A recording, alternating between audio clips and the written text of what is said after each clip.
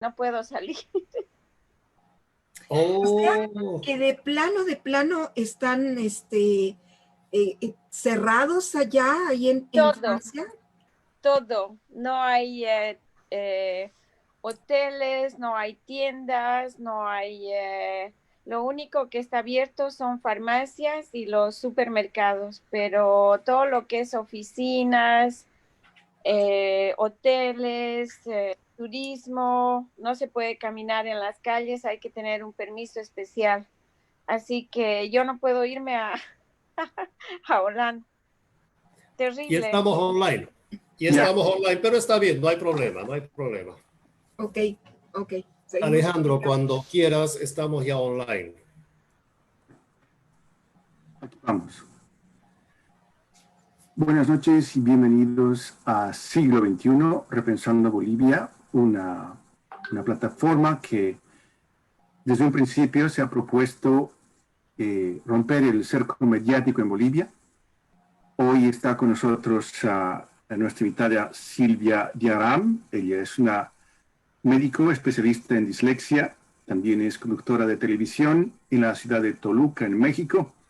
Y también es la responsable detrás de un canal alternativo a través de las redes sociales. Se trata de Intelectua en YouTube y también es escritora. Silvia Diaram, un gusto en tenerla hoy con nosotros. Buenas noches. ¿Qué tal, Alejandro? Muy buenas noches. Muchas gracias por esta invitación. Es para mí un privilegio poder platicar con ustedes. Tú que estás en Bolivia, Gustavo en Canadá. Qué bueno que estamos aquí juntos para que podamos charlar un rato. Solamente quiero hacer una aclaración. Fui conductora de un programa de televisión. Fui conductora, ya no. Ahora estoy acá en Perfecto. este programa alternativo en YouTube, Intelectua. Ya. Qué bueno, es decir, que ha transferido su experiencia de la televisión a las redes sociales.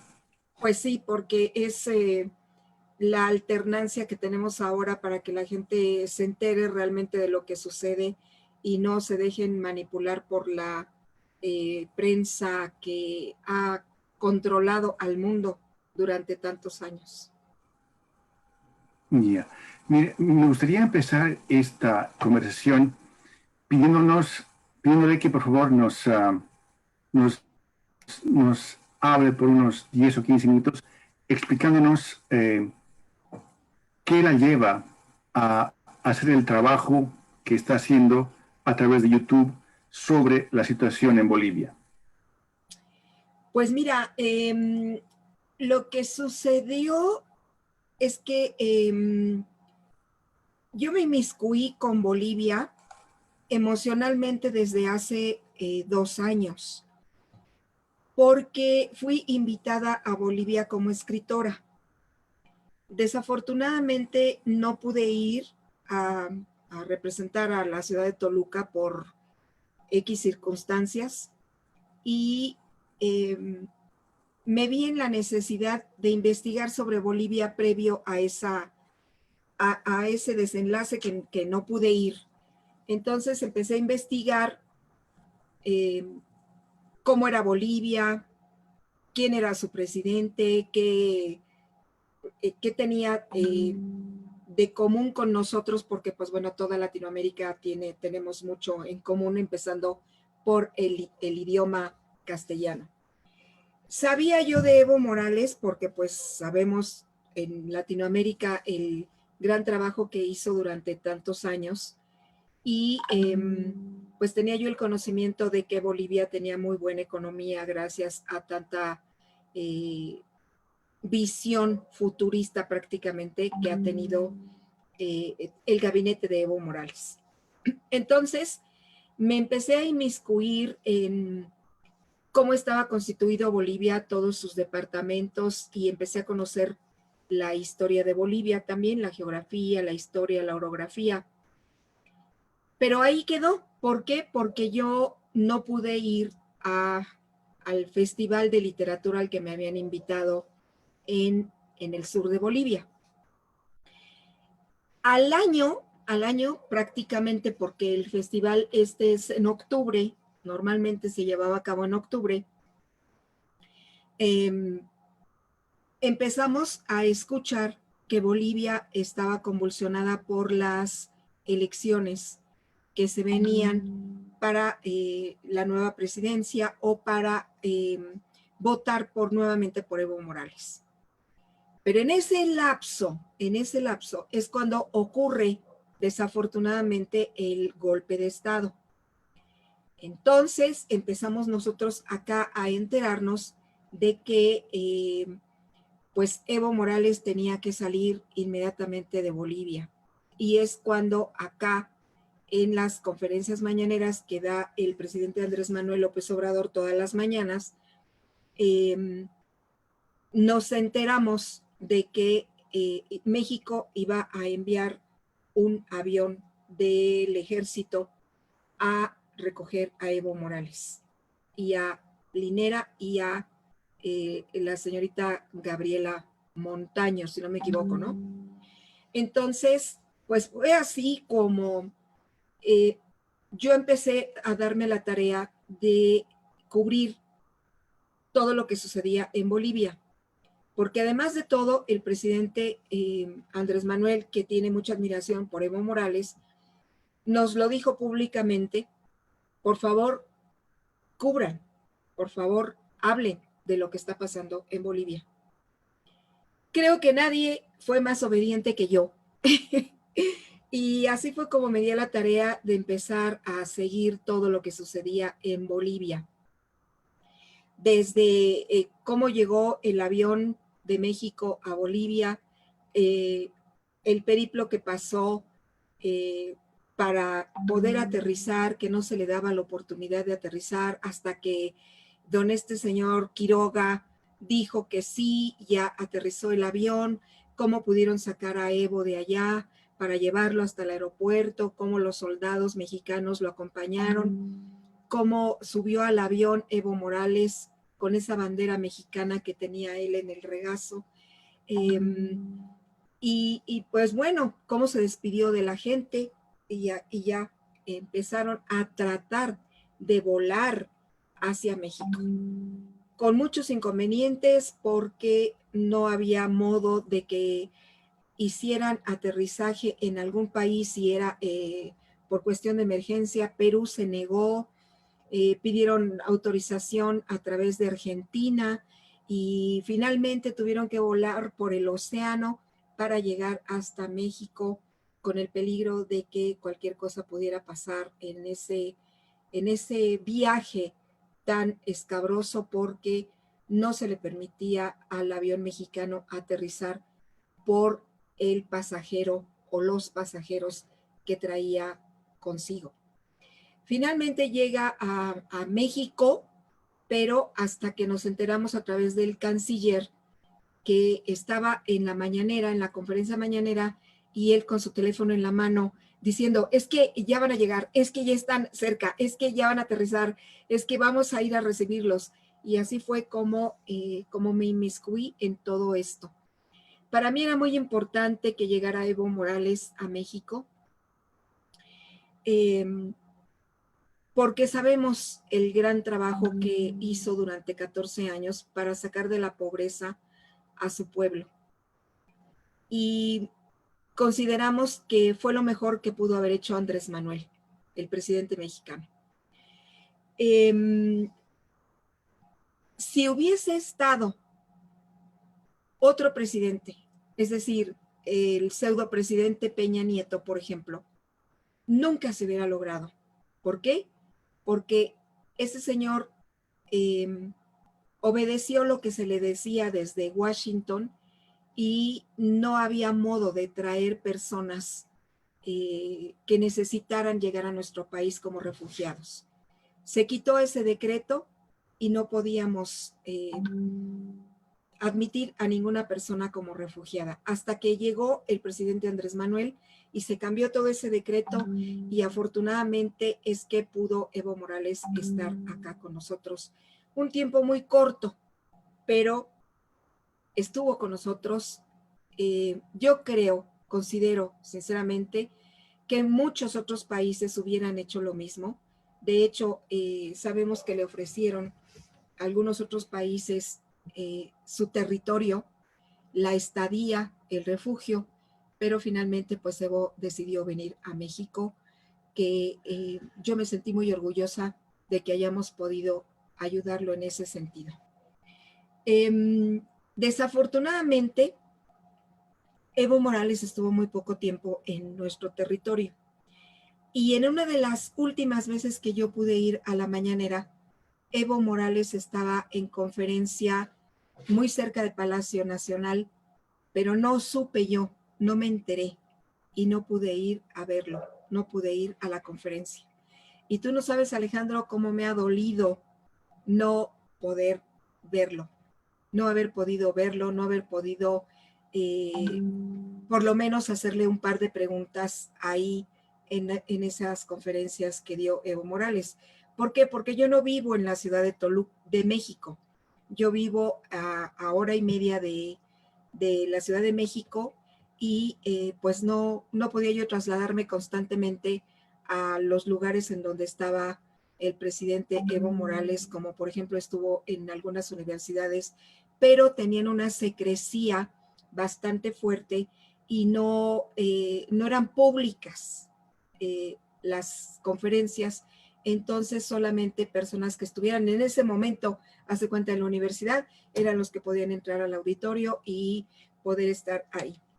Entonces no lo vi, me he sentido terriblemente decepcionada de mí misma por no haber podido estar en alguna de sus pláticas, pero así son las cosas. No tenemos bola de cristal para adivinar y pues bueno, no me tocó estar presente en ninguna conferencia de Evo Morales. A los poquitos días fue cuando se emitió, entre comillas, la ficha azul y que la ficha roja y que la ficha verde y amarilla como si fuera parchís. Acá le llamamos parchís a todo ese juego de fichas de colores que supuestamente había emitido el FBI contra Evo Morales y pocos días después se fue de México. Voló a Cuba, como sabemos todos, y luego voló para Argentina. Se despidió del presidente Andrés Manuel, le dijo, le agradeció, estuvo muy agradecido con los mexicanos y se fue a Argentina. Esa es mi breve semblanza de cómo me inmiscuí con el golpe de Estado. Además, déjame decirte que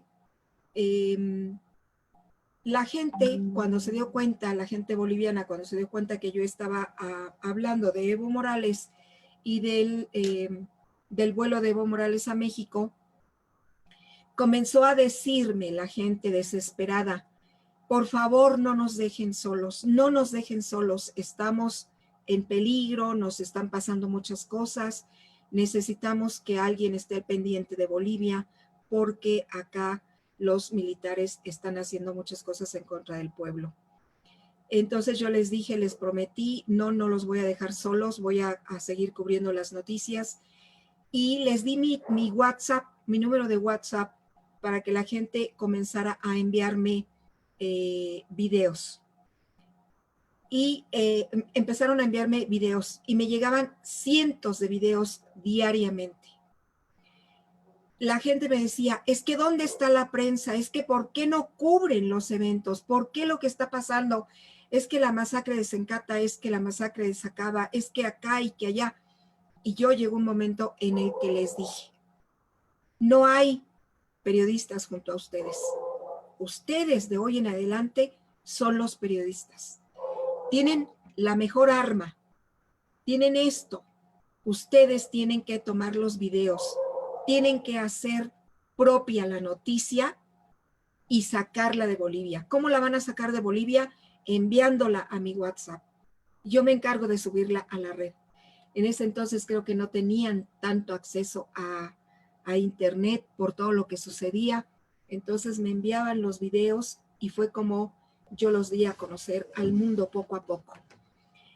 Creo que gracias a lo que les di de herramienta para sí mismos, fue que muchos bolivianos abrieron canales en YouTube, muchos empezaron a cubrir las noticias por su propia mano, con su propio celular, y fue lo mejor que pudo haber pasado, porque así había muchos puntos de vista de diferentes noticias de todo lo que sucedía en Bolivia. Me siguen llegando hasta el momento, me siguen llegando videos. Sin embargo, pues ya muchas personas suben directamente su noticia a la red y es algo muy bueno. Eso es, Alejandro. En siglo XXI, repensando Bolivia, estamos en conversación con Silvia Yaram. Ella es una productora de un canal en YouTube que se llama Intelectua, y con ella conversamos sobre el tema cómo se vio el golpe de Estado de Bolivia desde el exterior. En México la llegada de Evo Morales causó diversas reacciones. México tiene ya grupos, como usted llama, de poderosos neoliberales, inclusive grupos como el grupo Yunque, por ejemplo, que tiene una historia bastante complicada. ¿Cuál fue el efecto de la llegada de Evo Morales a México y qué fue lo que mostró del panorama político y de la visión de México hacia Bolivia? Porque hubo miembros de parlamentarios en México que se oponían a la presencia de Evo Morales en México. Sí se opusieron algunas personas. De hecho, en alguna universidad llegó un grupo a gritar muchas consignas en contra de Evo Morales. Sin embargo, pues la gente que sabemos de su trayectoria y de su desenvolvimiento desde que era líder sindical allá en Bolivia, pues sabemos lo que ha hecho por su país. Como en todo país hay opositores, como en todo país hay detractores, pero la mayoría de la gente estábamos a favor de que Evo estuviera acá con nosotros. No te puedo decir, porque no viví con Evo Morales, te comento, yo no estuve en ninguna conferencia de las que dio, sin embargo después las vi en YouTube, y solamente en una universidad la gente protestó, es decir, estudiantes y algunos maestros, pero el grueso de la población estábamos de acuerdo con que Evo estuviera con nosotros, y además cada plática que él daba era una verdadera cátedra sobre sus convicciones, sobre su ideología y sobre lo que había hecho por Bolivia. Claro, en conjunto con todo su gabinete, ¿verdad? Y en conjunto, obviamente, con el pueblo boliviano, que fue quien lo apoyó desde siempre. Algunos parlamentarios, sí, en el Congreso hubo gente que se opuso, pero pues igual pasó. Decían y decían dos o tres gentes, pero como si no hubiesen dicho nada. Ya sabes completamente que los medios tradicionales tomaban el enfoque de esa gente que protestaba y de esa gente que decía que cómo nos iba a ir porque estábamos apoyando a una persona que no era bienvenida en Estados Unidos o que apoyada por Estados Unidos. Pero de igual manera, al presidente y a los que lo apoyamos nos importa un soberano comino y seguimos apoyando a Evo Morales. El presidente siempre dijo, somos un país soberano y no porque otros países se opongan, nosotros le vamos a cerrar las puertas a Evo Morales. Entonces, pues bueno, yo creo que el canciller le dio una muy buena bienvenida tanto a Linera como a él, como a Montaño. Yo espero con todo mi corazón que se hayan sentido queridos y de verdad créeme que nos hubiese gustado que se quedara por más tiempo, por mucho más tiempo, pero te digo, en ese tiempo era cuando las fichas de colores andaban pululando y bueno, no se sabía a ciencia cierta qué era lo que iba a pasar en ese momento. Entonces Evo pues decidió irse de México. Pero mayor cosa no sucedió. Con México fue, históricamente México fue tierra de refugio para muchos actores políticos bolivianos. Entre ellos, por ejemplo, está Marcelo Quiroga Santa Cruz, quien estuvo por un buen tiempo en México. A nivel general, a nivel de la población en general en México, y aunque es una pregunta un poco ambiciosa, pero ¿qué imagen se tenía de Bolivia antes de la llegada de Evo y qué cambió después? Bueno, yo te puedo decir que mucha de la gente no saben, hasta el día de hoy, no saben más de Bolivia que lo que se ha venido presentando en este último año. Alguna persona por ahí, algún youtuber que se haya dedicado y que se haya puesto a ver los golpes de estado anteriores o lo que había sucedido en Bolivia antes, yo casi te puedo decir que no.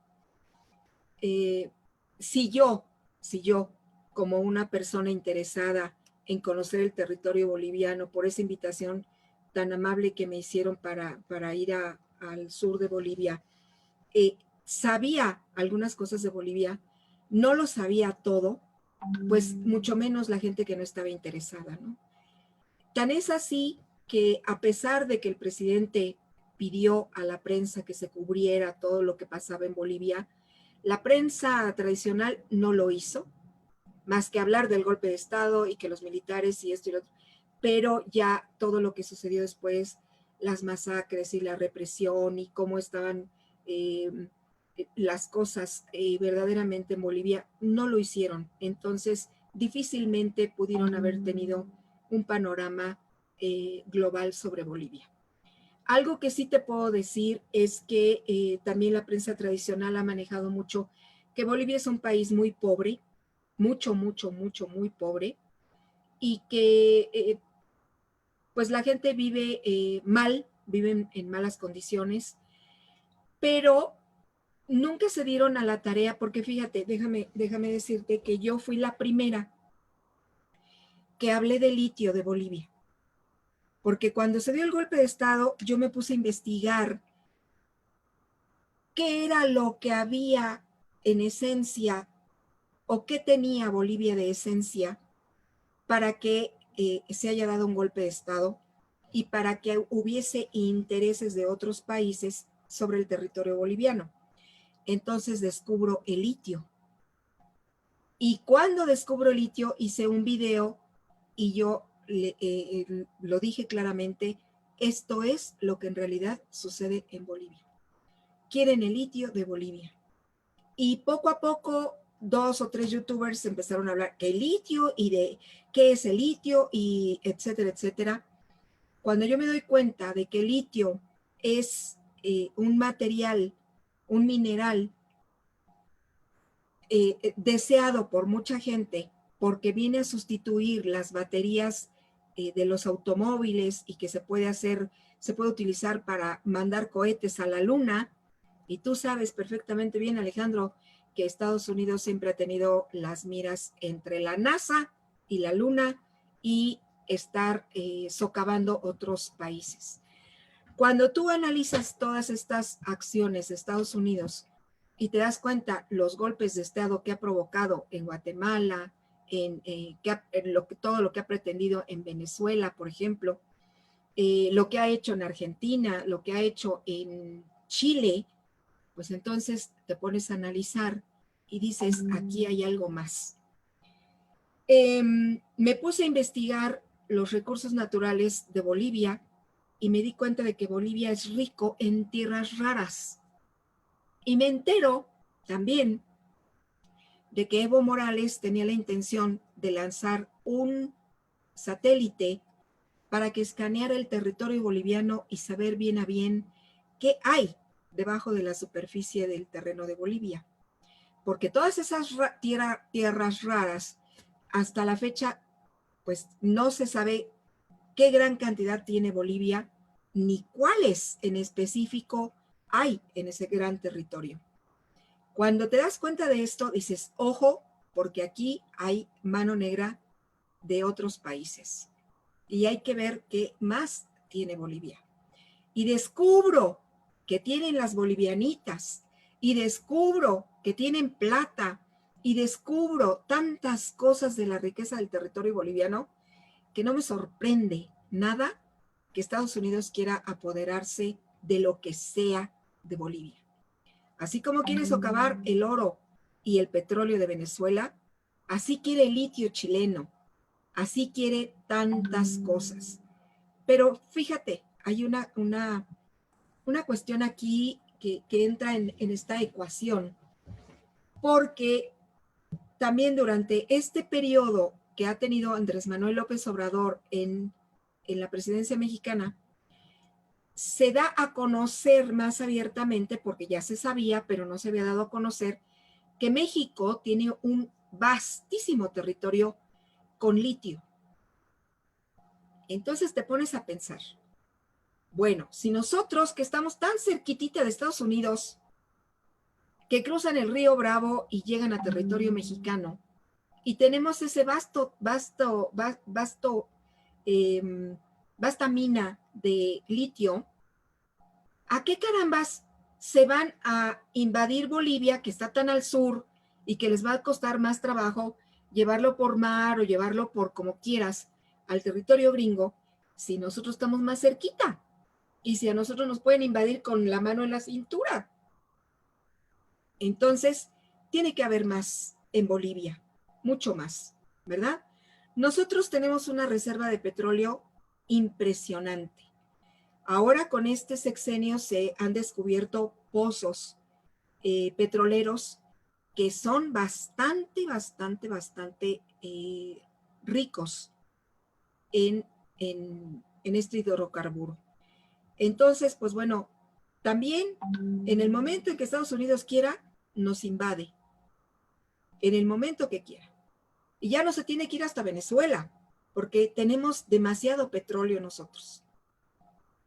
Yo espero que ahora con este cambio de gobierno, entre comillas, porque es la sucesión del periodo de Trump, pues las cosas se tranquilicen y hay que ver qué es lo que está detrás de esta presidencia de Luis Arce y de David Choquehuanca. El 17 de marzo de 2019, en su canal YouTube, usted presenta un concepto. Habla de que en México se acabaron los besamanos. Y también habla del neoliberalismo, porque de alguna forma esas ideas van a encontrar una forma van a ser herramientas de entender la situación en Bolivia. ¿Podría hablarnos de esa idea del besamanos, neoliberalismo y la soberanía de México?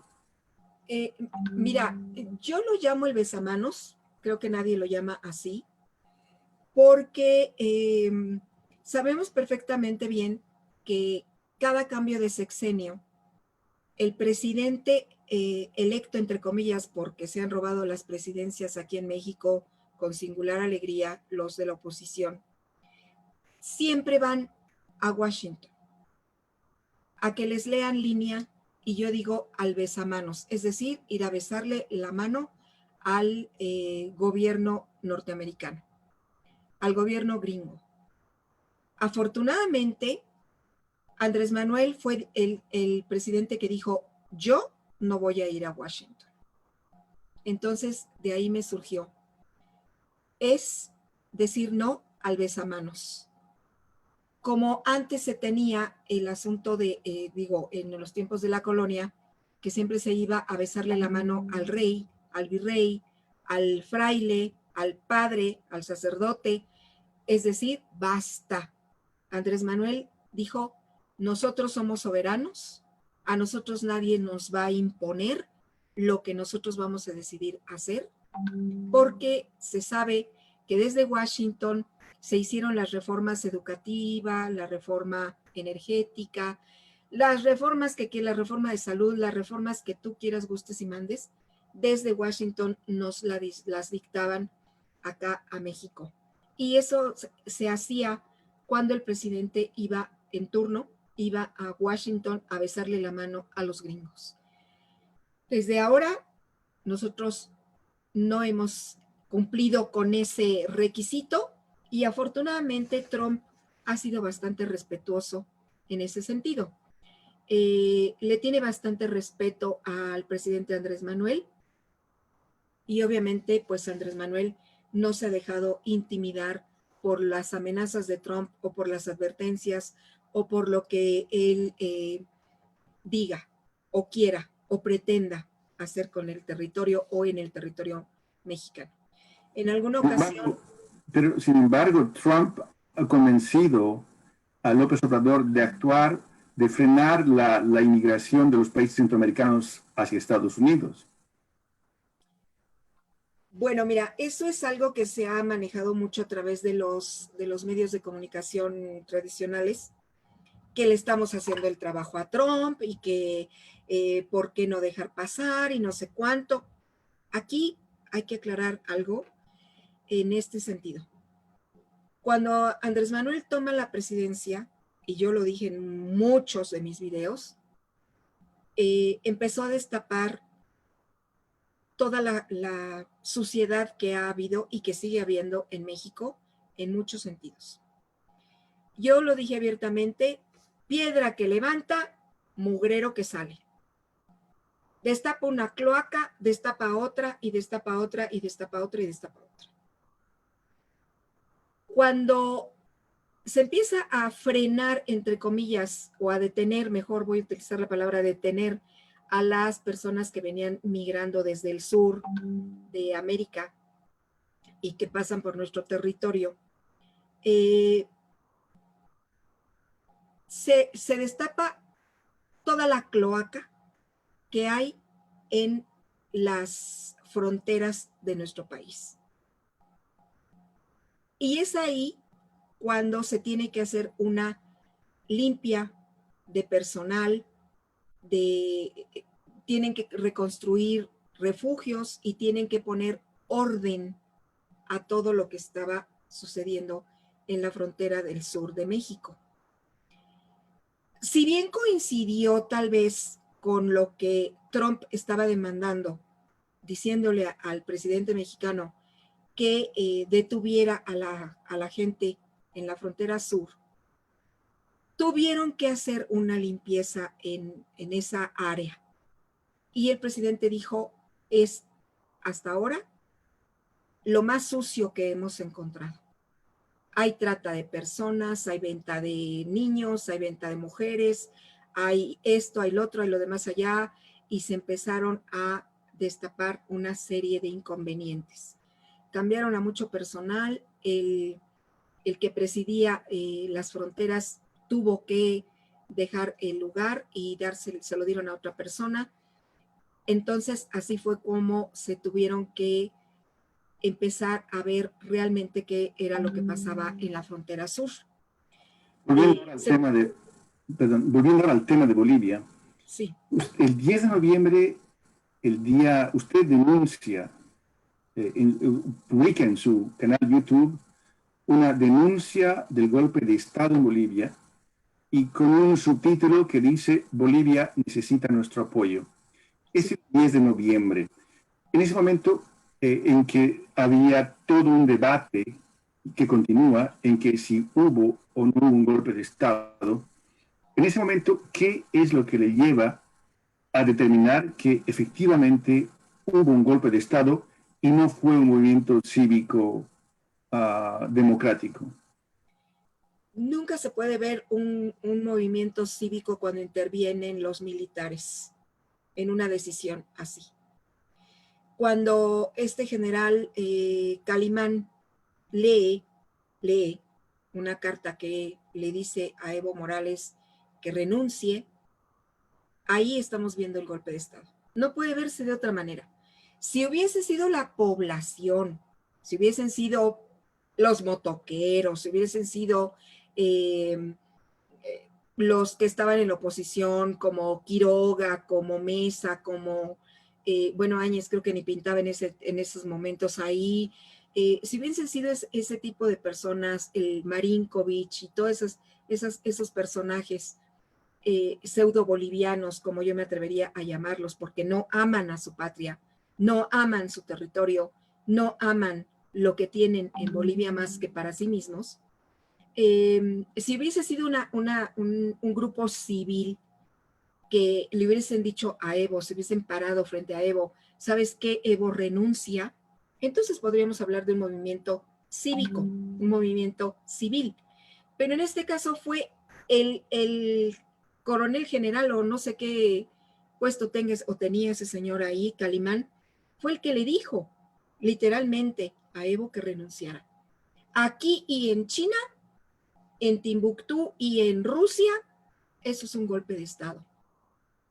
Y no se puede ver de otra manera, de ninguna otra manera.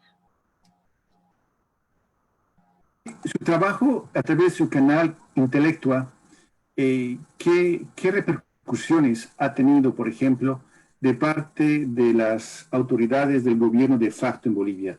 ¿Ha tenido alguna reacción, algún eco entre las autoridades que se instalaron en el poder tras el golpe de Estado?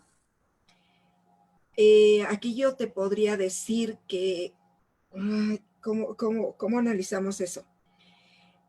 Hubo gente que entró a mi canal y me amenazaban. Y yo pensaba que eran, pues, ciudadanos más, ciudadanos menos, bolivianos, de los que estaban a favor del golpe de Estado.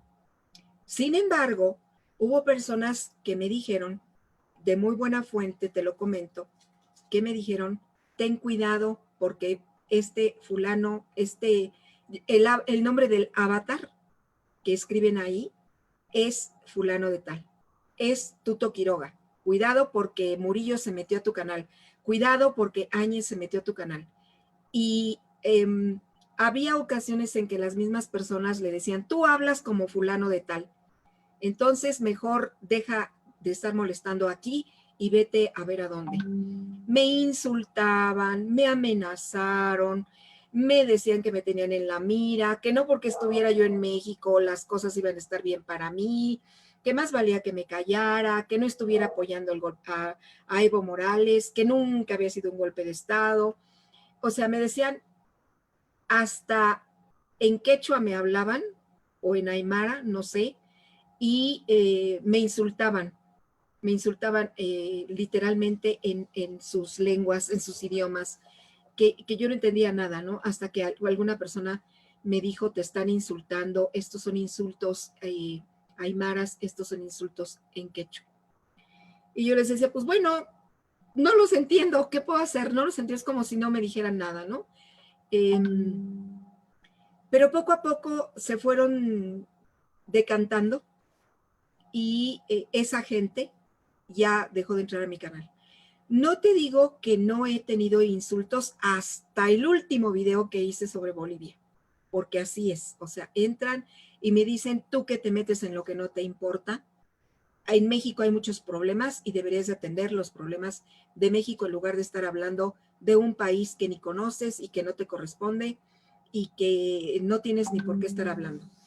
Entonces yo hice varios programas también y les dije, nosotros somos una comunidad mundial y tenemos todo el derecho de intervenir cuando estamos viendo tantas anomalías en un territorio determinado.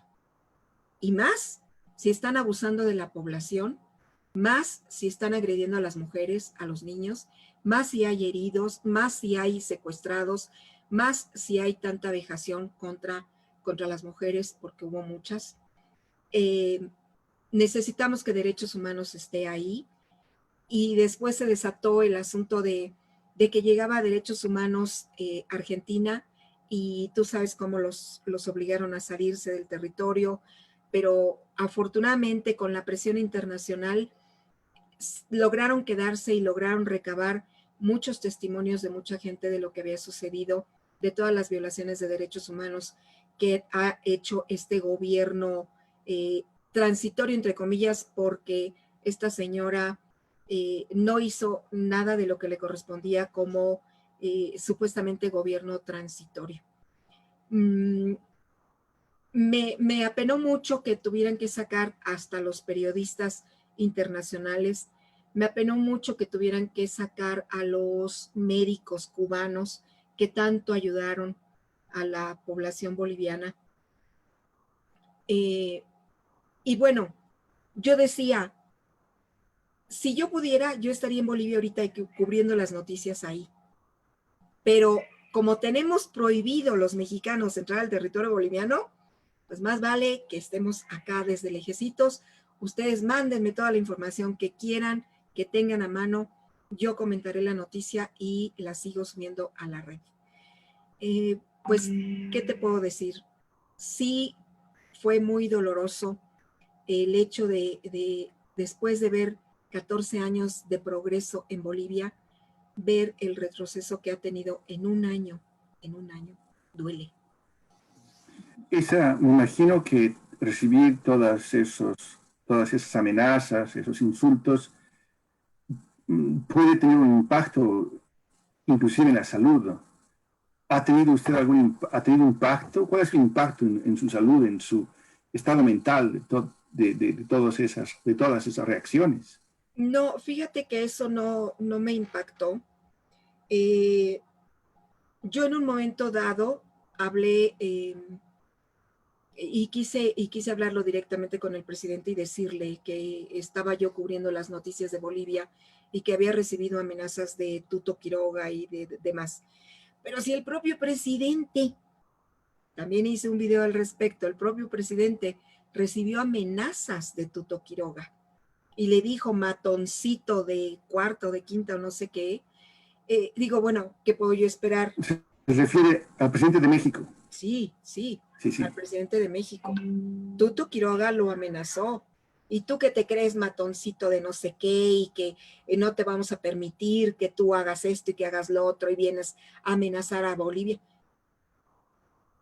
El presidente jamás amenazó a Bolivia, jamás.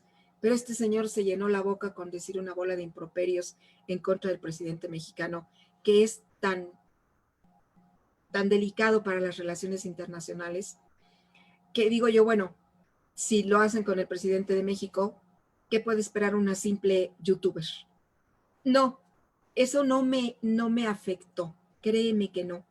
Me daba risa, a veces sí me enojaba yo y decía, bueno, déjame decirte que me ofendieron o pretendieron ofenderme, porque yo un día dije,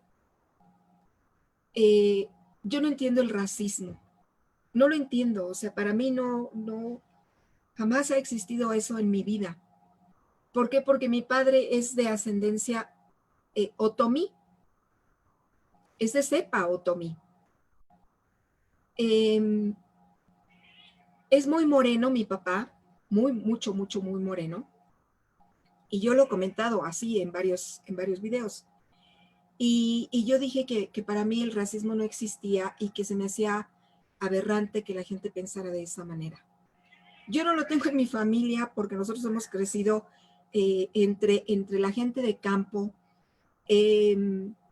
porque mi padre es de gente de campo completamente y hemos crecido ahí.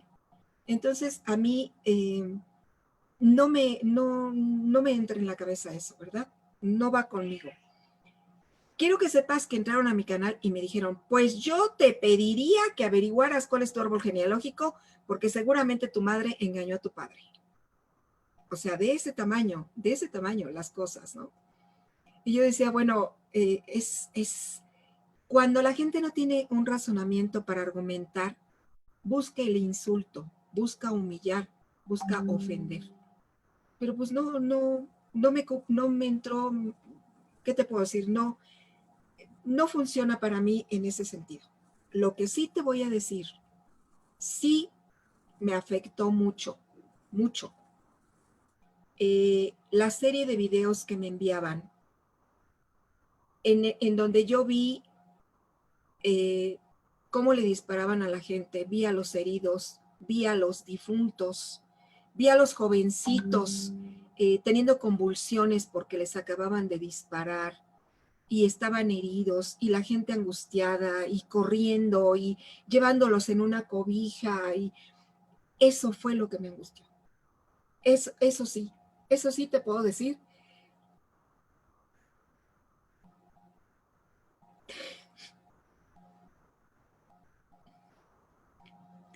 Que pasé noches enteras sin dormir. me angustiaba mucho porque la gente me pedía ayuda. Y yo, una simple youtuber, ¿cómo podía ayudarle a la gente en Bolivia? ¿Cómo podía? Lo único que podía hacer era darlo a conocer al mundo y circular los videos. Después, YouTube empezó a censurar los videos que hacía yo de Bolivia y los bajaban de la red. Si hablaba yo de Evo Morales, los bajaba YouTube. Si hablaba de las masacres de Sencata o de los heridos o de esto o del otro, los bajaba YouTube de la red.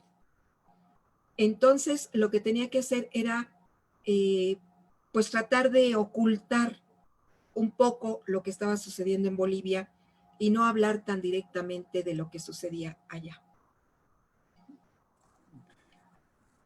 Gracias por su solidaridad con el pueblo boliviano, con los que han sufrido los efectos de las consecuencias de este golpe de Estado. Justamente estamos a 48 horas del fin de este régimen de facto, de todas las acciones que ha llevado a cabo el gobierno encabezado por Yanín Áñez. ¿Qué es lo que más le ha impactado? Ay, me han impactado muchas cosas. En primer lugar, el saber que ella se vio con esta gente que fraguó el golpe en una universidad para ponerla a ella de parapeto. Eso me impactó. Me ha impactado mucho el hecho de escucharla decir, no queremos ritos satánicos en Bolivia y que los indígenas se vayan al Chaco. Me ha impactado mucho su racismo. Me ha impactado mucho el hecho de permitirle a Murillo estar al frente de algo en donde él se siente completamente envalentonado para poder hacerle daño al pueblo boliviano. Yo lo vi desde acá y yo siempre dije, quien está dominando ahí no es Jeanine la que determina lo que se hace en Bolivia. Es Murillo literalmente, claro, tal vez con otros secuaces ahí detrás. Me impactó mucho saber que Waldo Albarracín estaba al frente de los estudiantes de Bolivia y que los estudiantes de Bolivia no se hubiesen manifestado nunca. Yo lo dije abiertamente y fuerte y quedito, en cualquier sociedad, cuando algo no está bien, los primeros que protestan son los estudiantes, los universitarios, porque tienen criterio. Y en el caso de Bolivia no fue así. Si nos remontamos a la época del 68 en México, yo era una chiquilla, pero me tocó. Ahí vimos que los primeros que protestaron fueron los bachilleres y los universitarios. No vayamos más lejos, nos vamos al caso Chile. ¿Quiénes fueron los primeros que protestaron en Chile cuando les subieron el costo del transporte? Los estudiantes. Y tú revisas la historia en todos los países y los primeros que protestan son los estudiantes, pero en Bolivia no. Entonces, a mí sí me impactó eso porque dije, tienen una persona que tiene un criterio bastante fuerte en ideales, en convicciones, que es Álvaro García Linera. Y que no esté al frente de una universidad o que no esté al frente de todas las universidades de Bolivia, me parece completamente fuera de foco. Sin embargo, pues bueno, hay que ver que García Linera estaba como vicepresidente y no podía fungir los dos papeles al mismo tiempo. Pero yo considero que hay personas con bastante criterio en Bolivia como para poder dirigir una universidad y no tener a un Waldo Albarracín y gente de su calaña dirigiendo las universidades en Bolivia. Me ha impactado porque me mandaron el video cuando la masacre de Sencata, que a los periodistas se les ordenó dejar de grabar cuando empezaron la masacre. Eso me impactó mucho. Y yo acá lloraba y sufría y decía, es que ¿qué le están haciendo a la gente? Es que no va a haber un solo herido, no va a haber un solo muerto. Entonces, que esa parte, los periodistas que estaban cubriendo ahí no hubieran tenido la valentía de seguir grabando, no hubieran tenido el coraje de seguir grabando lo que estaba sucediendo en esa masacre. Yo quiero pensar que en algún momento dado van a surgir los videos. Quiero pensarlo así. Ojalá que así sea. Porque sí hay claramente, existe el video en el que le dicen a la prensa, dejen de grabar, y empiezan los disparos de los militares contra el pueblo. Entonces, ojalá tengan el valor de sacarlo por el bien de Bolivia, por el bien de su propio pueblo, que tengan el coraje, la valentía y que sigan su instinto de periodistas y su instinto boliviano para beneficio de la población.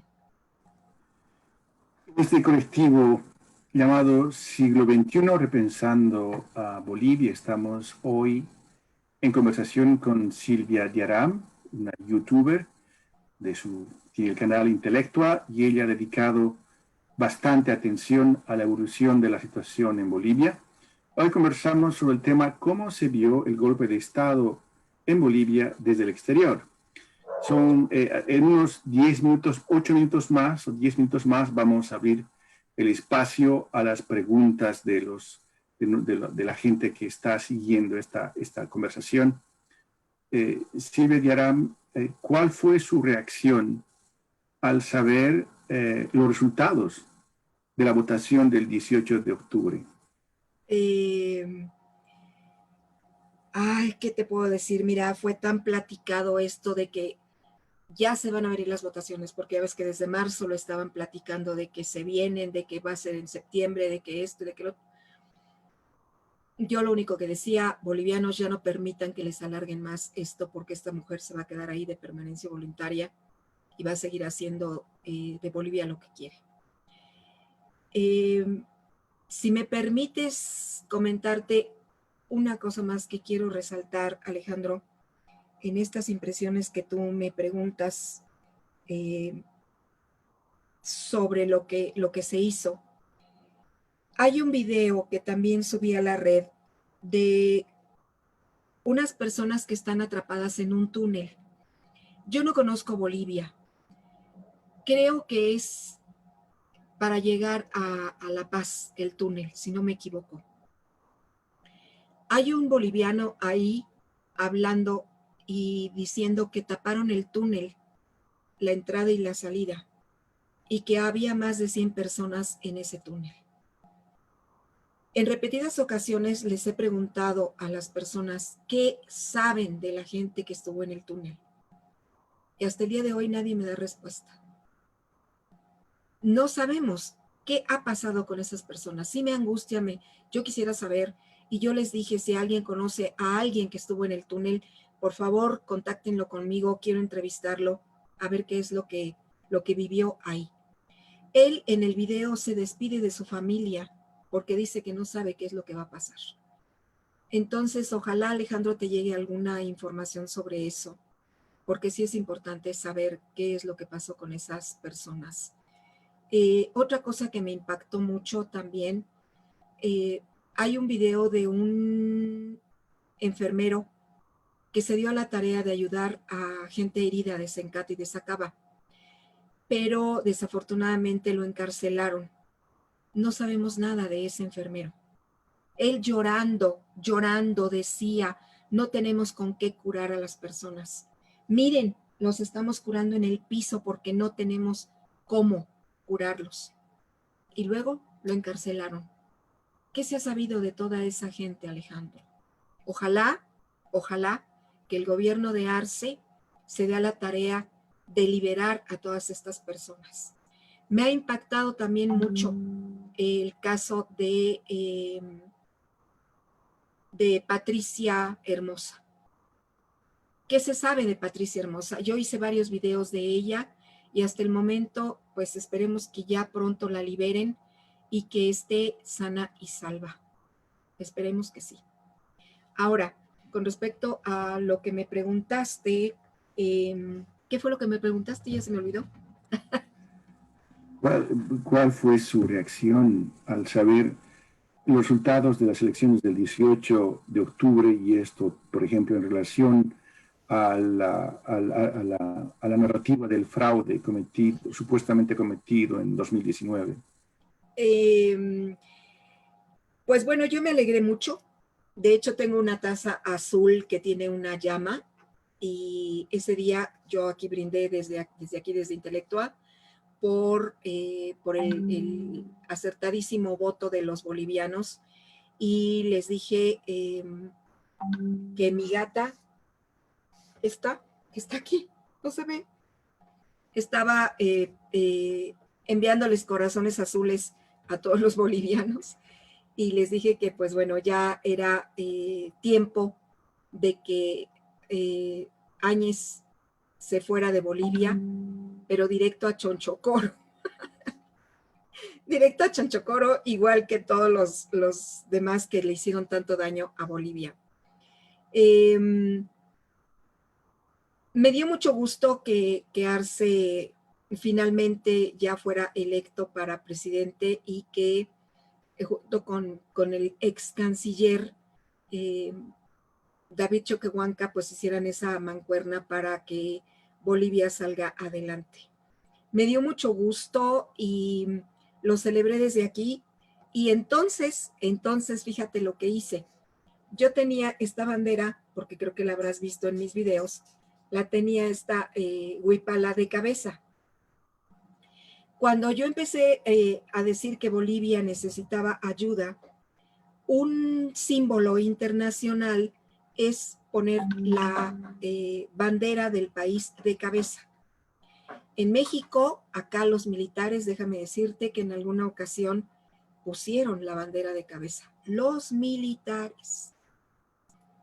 ¿Por qué? Porque ya estábamos hasta acá de todo lo que sucedía con Peña Nieto, de tanta masacre que había en México y tanto ocultamiento de tanta corrupción, pero sobre todo de tanta pérdida de vidas por causa del gobierno, del narcogobierno que estuvo ponderando por 2 y 3, podemos decir, 3 y 4 y 5 sexenios en México. Entonces, cuando los militares acá en México pusieron la bandera de cabeza, pues yo me puse a investigar qué significa esto, pues es un grito de auxilio del país hacia el exterior, para decir, ojo, comunidad internacional, ojo, exterior, vean lo que está sucediendo en México.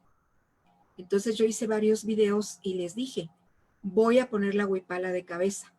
Pero la huipala, si tú la pones de cabeza, no se ve si está de cabeza o no. Entonces, por eso le puse un cóndor, porque sé que el cóndor es uno de mis animales preferidos y sé que anida en los Andes bolivianos, en los Andes peruanos, en toda esa área. Y entonces dije, bueno, pues es un buen símbolo de Bolivia, un cóndor. Y volteé la huipala, la puse de cabeza durante muchos meses. Puedo decirte que diciembre, enero, febrero, marzo, abril, mayo, junio, julio, agosto, septiembre, y recién en octubre, el 18 de octubre, cuando hice el video, aquí mismo les dije, ahora sí, voy a poner la huipala como debe de ser. Y la puse ya de manera correcta. Hubo mucha gente que me dijo, ¿por qué tienes la huipala de cabeza? ¿Por qué? Es una falta de respeto y tenía yo que volver a explicarles. Es un grito de auxilio. Bolivia necesitaba ayuda, necesitaba los ojos de todo el mundo encima para que no se siguieran sucediendo tantos abusos contra el pueblo boliviano. Entonces, pues bueno, aquí está mi forma de decir, qué bueno que Bolivia triunfó.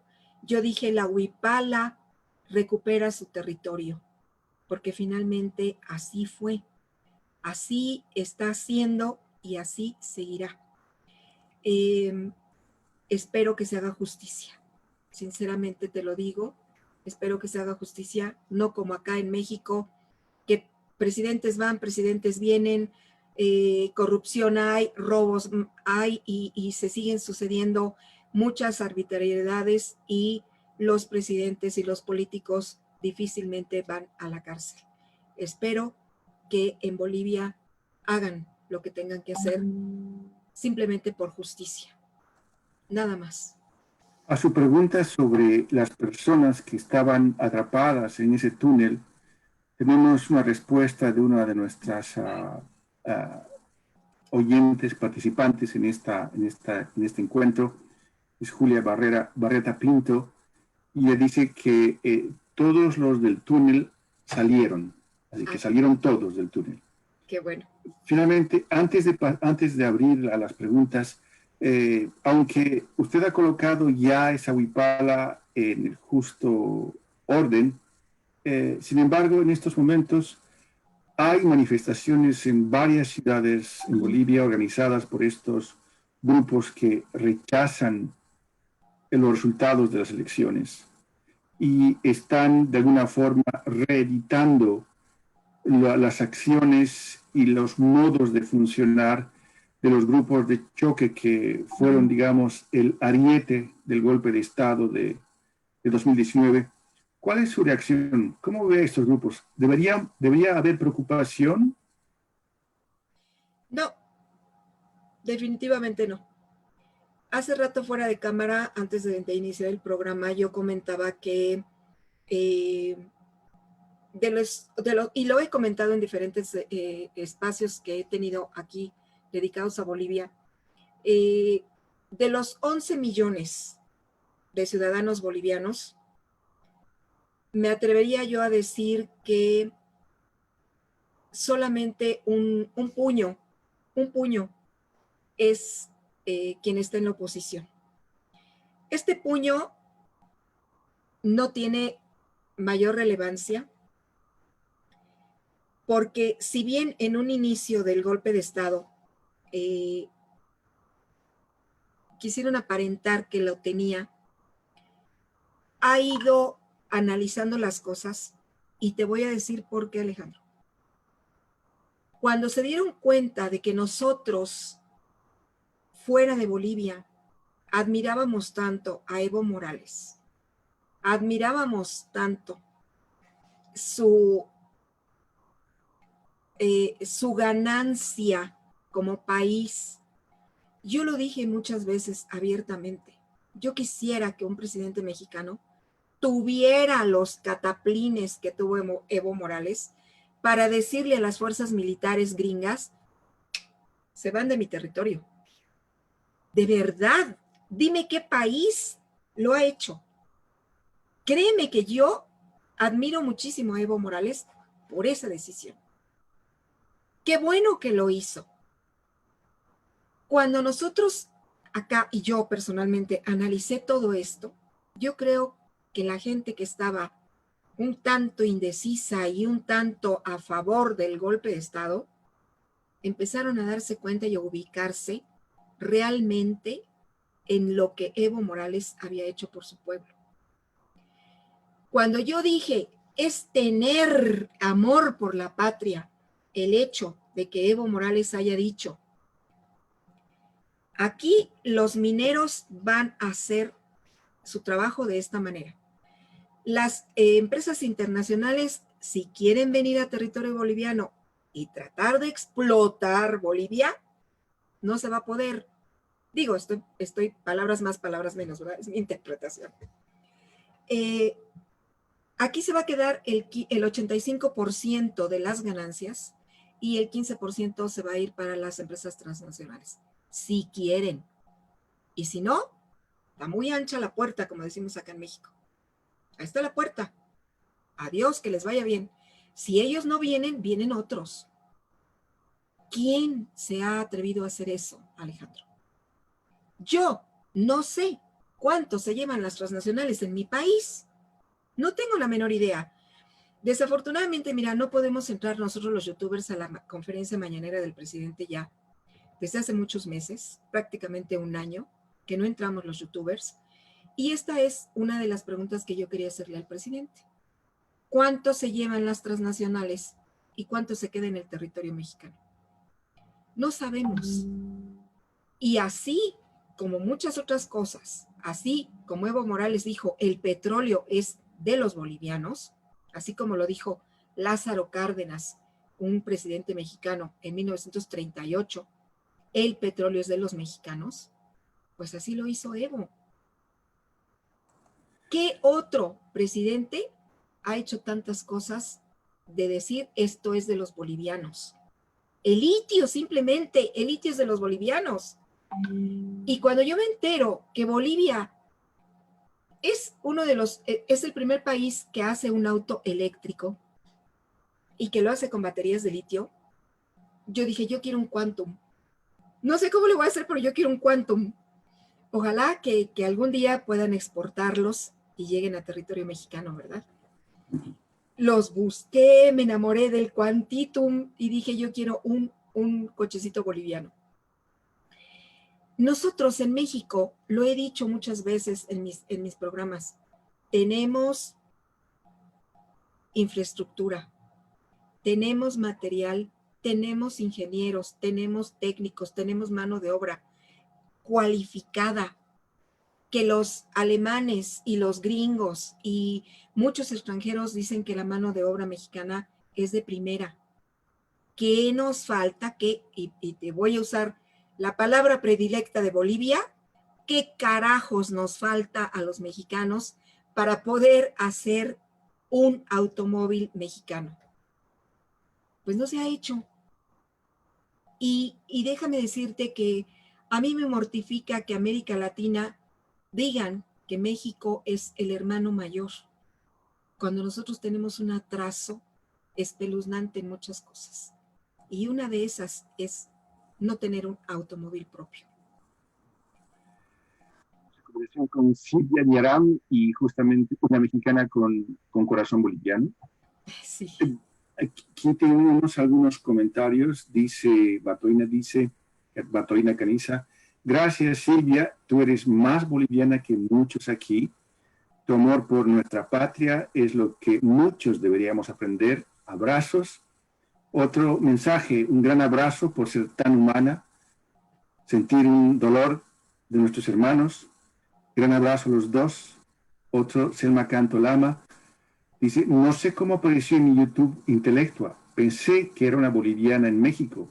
Ella denunciaba todos los atropellos y a los derechos humanos, cubriendo hechos y ultrajes que se suscitaban en Bolivia. Miles de diferentes países la seguimos. Son algunos mensajes que están llegando. Gracias. Vamos ahora a abrir el espacio para nuestros amigos, nuestros compañeros aquí en Siglo XXI. Y una de las personas que tiene una pregunta es Yvonne, con quien ya habías hablado en principio. Yvonne, que ahora está confinada en Francia, condenada a comer croissants y las delicias de la cocina francesa, pero tan buenas como la buena cocina mexicana. Yvonne, adelante. Gracias. Muchísimas gracias, Silvia, por ese sentimiento que tienes con Bolivia. Creo que México y Bolivia tienen mucho en común. Tenemos, creo, la historia de nuestro país la tenemos contada y la tenemos escrita. La contada es por nuestros pueblos indígenas y la escrita es por aquellos que nos decimos intelectuales. Nosotros aquí en Europa hemos movilizado muchísimo cuando hubo el golpe. Nos hemos manifestado ante la comunidad internacional, hemos creado una plataforma muy grande entre todos los bolivianos con dos grupos muy fuertes que son el Consejo Pro Bolivia y Huipalas en el mundo.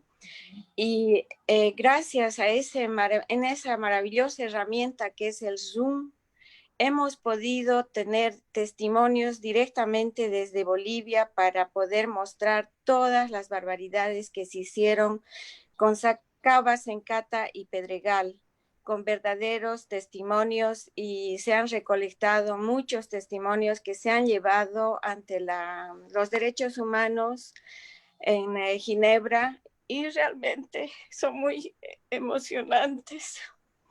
Y creo que ha dado muchísimos frutos, y también nos hemos manifestado ante la comunidad europea y nos han escuchado porque nos han contestado y han también mandado gente para que supervise las elecciones, y hemos mostrado cómo los actores del golpe han actuado en Bolivia, tanto el ejército. Bolivia es el segundo país en golpes de Estado después de Irán.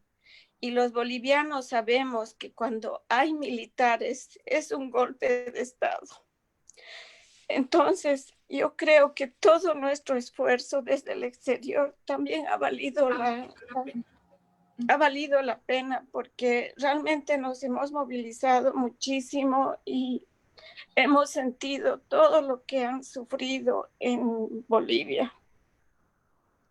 Pero siempre nos hemos quedado con la curiosidad, ¿qué ha pasado con los 7 asilados que quedaron en la Embajada de México?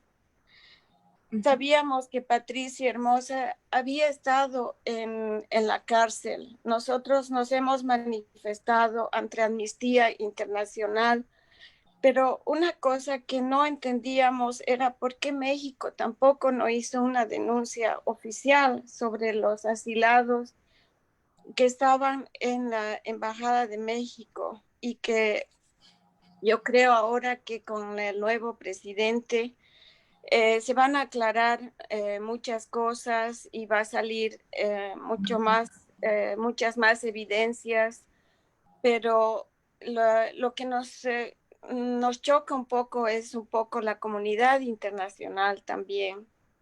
Entonces, ¿por qué no se han comunicado esos relatos que estaban dentro de la Embajada de México? Y esa sería mi pregunta, si han tenido o tú tuviste alguna información de cómo ellos vivían tanto tiempo en la Embajada de México, a quienes nosotros consideramos México como nuestros hermanos, porque vivimos la misma historia. Hasta ahora recordamos los 40 estudiantes que desaparecieron en México y que nunca han sabido nada de ellos. Para nosotros,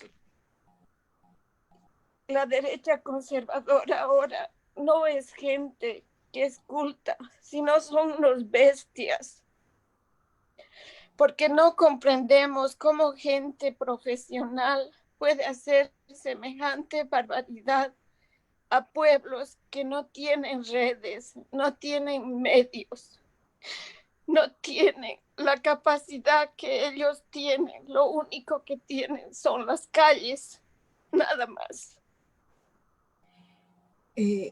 Mira, y con respecto a la embajada, déjame decirte que llegó un momento en las conferencias mañaneras que yo sigo todos los días, precisamente para hacer mis programas. Muy poco tiempo después de que Evo salió para Argentina, se dejó de preguntar en la mañanera sobre lo que pasaba en Bolivia. Ningún periodista volvió a preguntar nada sobre Bolivia. Hasta ahora, el 18 de octubre, que fue cuando López Obrador le mandó un saludo a Evo Morales y felicitaciones a David y a Arce. Pero todos esos meses nadie preguntaba nada en la mañanera. Yo me estuve informando con las personas en Bolivia y de hecho hice varios programas sobre lo que sucedía en la embajada. Me llegaban los videos, están rodeando la embajada mexicana en Bolivia, y de inmediato hacía yo el video y pues trataba de saber qué era lo que estaba sucediendo allá en la embajada. No sé si tú sepas, Ivonne, que llegó un momento en que a la embajadora mexicana la corrió Áñez de Bolivia.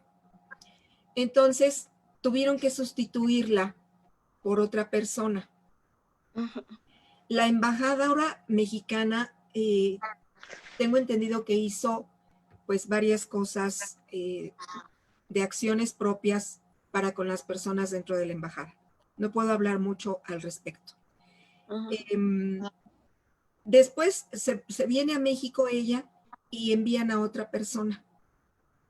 Y con las pláticas que tuvo este señor con la gente del gobierno transitorio, fue que se logró que salieran 2 personas.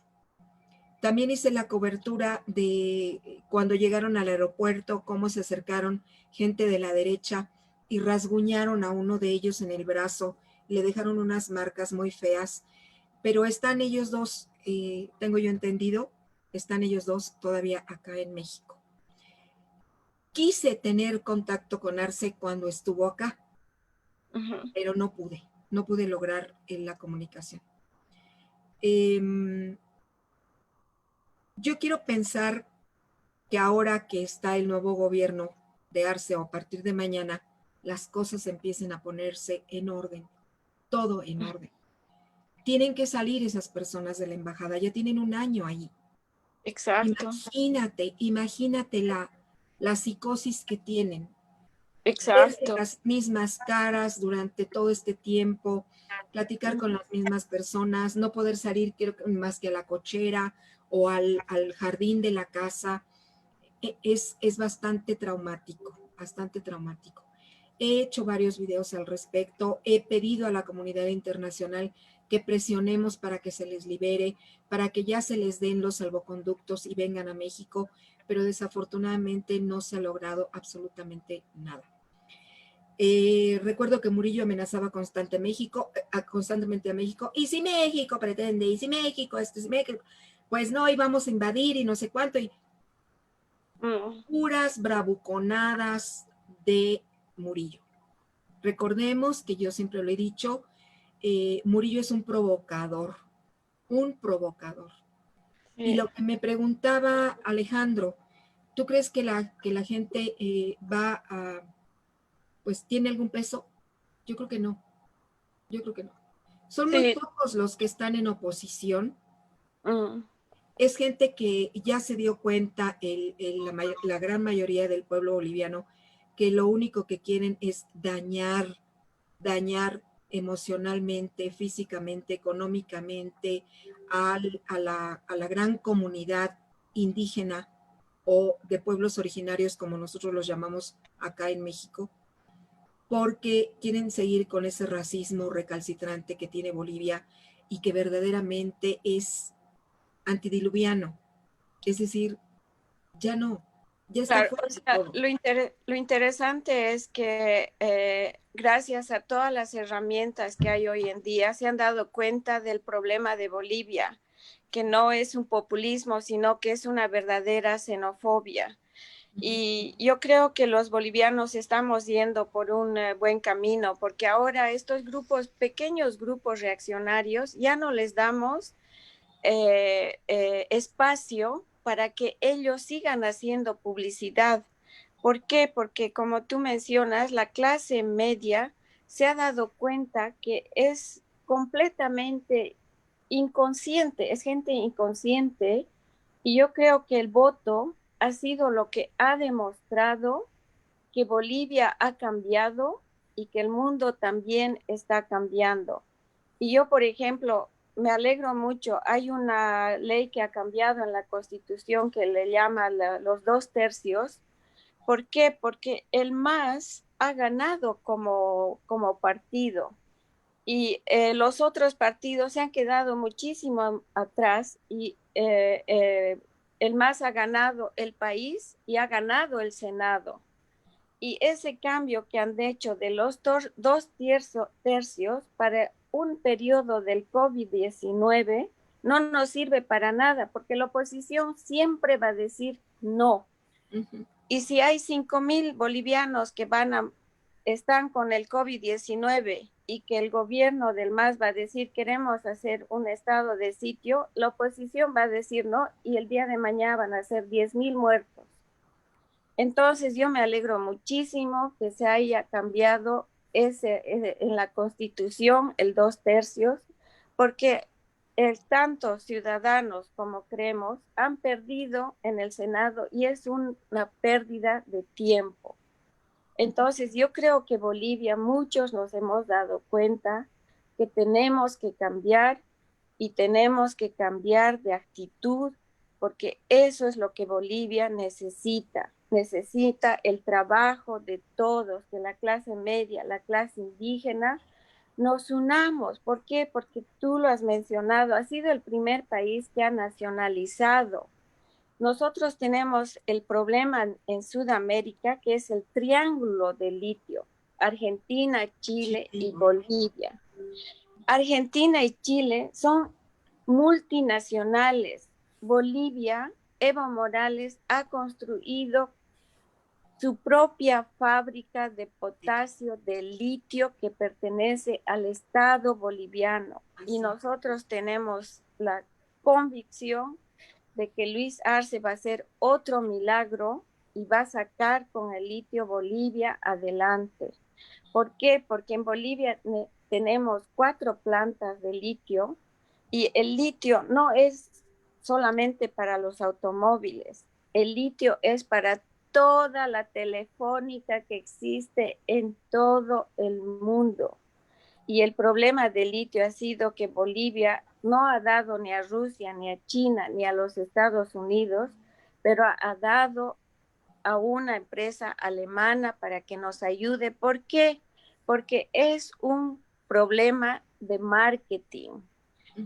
Alemania cubre todo el automovilismo en Europa y casi en todo el mundo, porque son buenos autos. Entonces, ese ha sido un convenio comercial que los Estados Unidos, ni China, ni Europa estaban de acuerdo.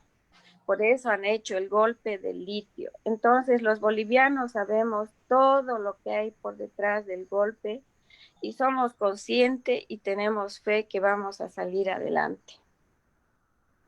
Sí.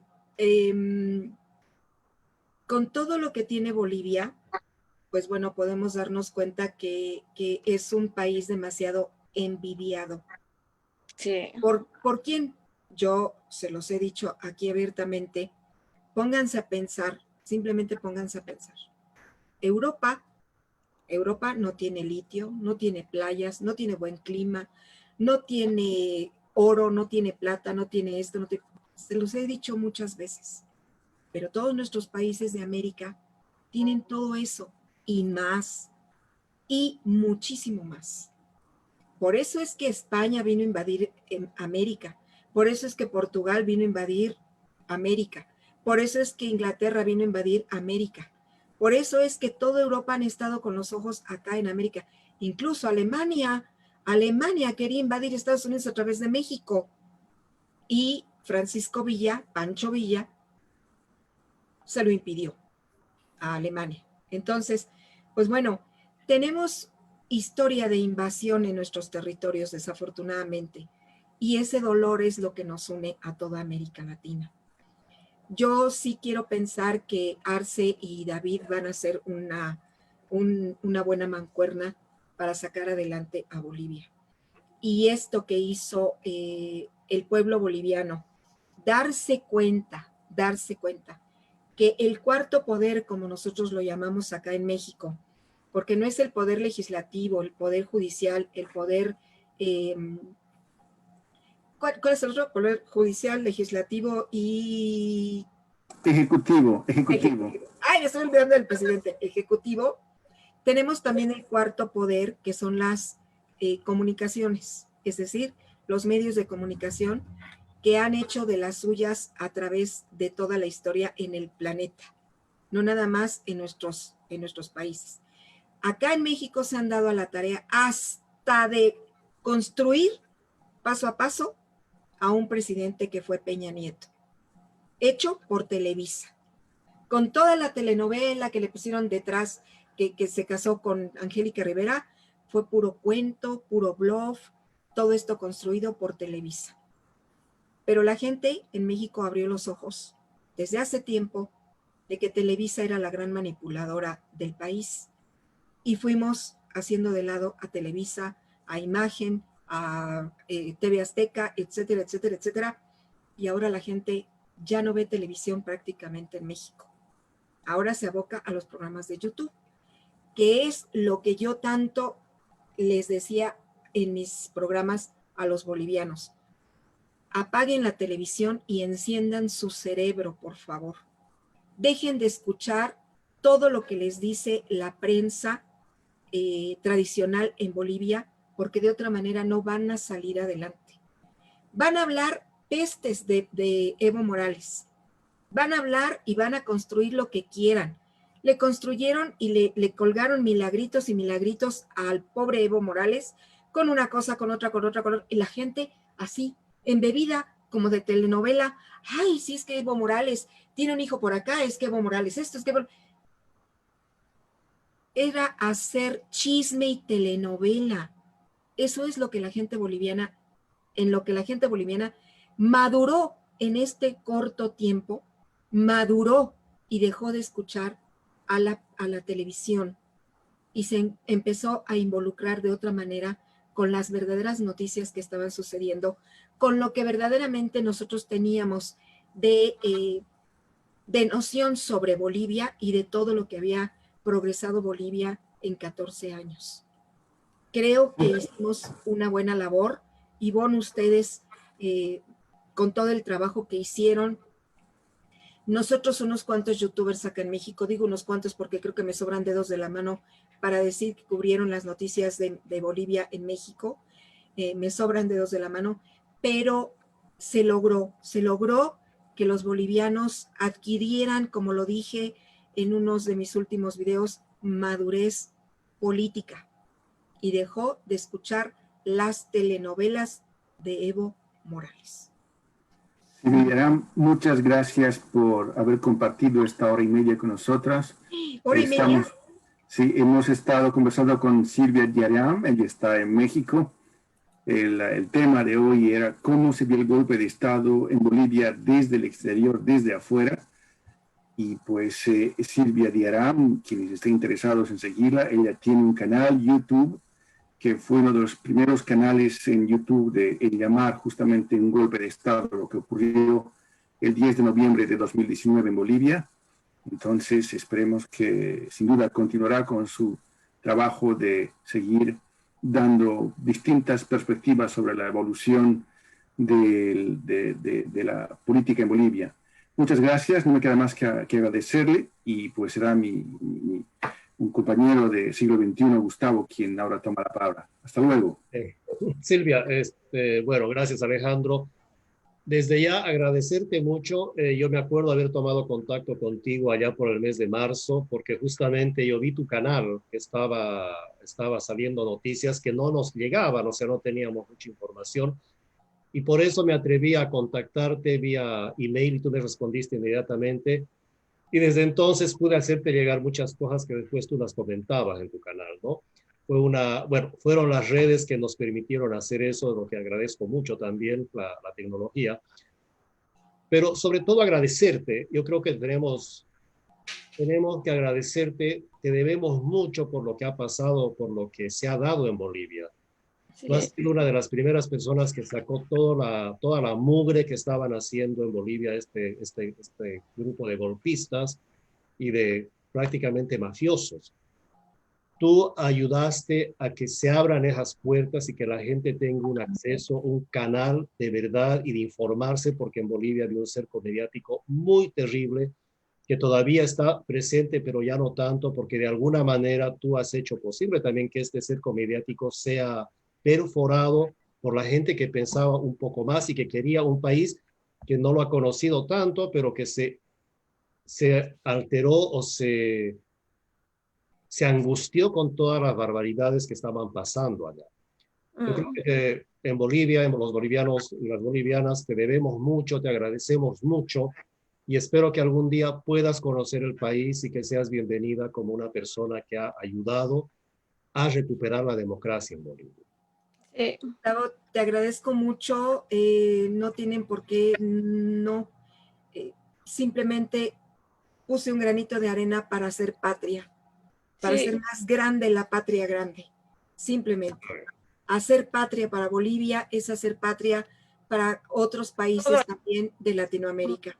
Nos falta recuperar Chile, nos falta recuperar Ecuador, nos falta recuperar Venezuela, nos falta recuperar Colombia, Honduras, Guatemala, en fin, tenemos mucho que hacer, mucho que hacer, y yo espero que todos estemos en la misma sintonía muy pronto, hablando de Chile, hablando de Argentina también, porque todo esto que han hecho en Chile, sobre todo, la gente cómo ha sufrido, cómo han perdido ojos, han perdido los 2 ojos por culpa de los militares traicioneros.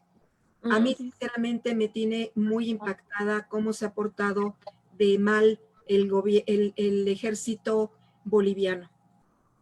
Porque por más que yo no puedo decir cómo suceden las cosas dentro del ejército, porque detesto a los soldados de cualquier país. Pero yo creo que yo diría, si a mí me pidieran masacrar a mi pueblo, yo preferiría morirme que hacerle daño a mi propio pueblo.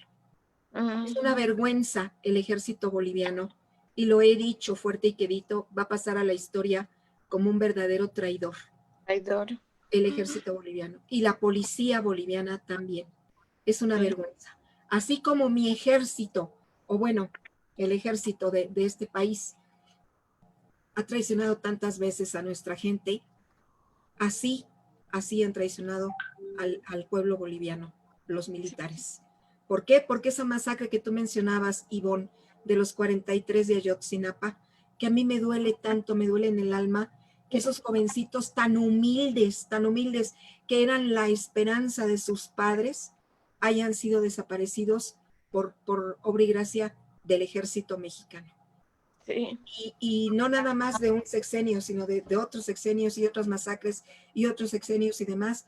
Son una vergüenza el ejército de estos países para el pueblo mexicano, para el pueblo boliviano, para el pueblo chileno. Una verdadera vergüenza. Realmente, sí. Muchísimas gracias, Silvia. Como decimos en Bolivia, Jayaya Bolivia. Jayaya Bolivia. Jayaya. Muchas gracias, Silvia. Hasta la próxima. Abrazo, un gran abrazo y gracias. gracias. Y les mando un muégano de besos, como digo yo en mi programa. Muchísimas gracias, Alejandro. Gracias. Muchas gracias. Que Dios te bendiga. Igualmente, gracias a todos ustedes. Gracias. Adiós.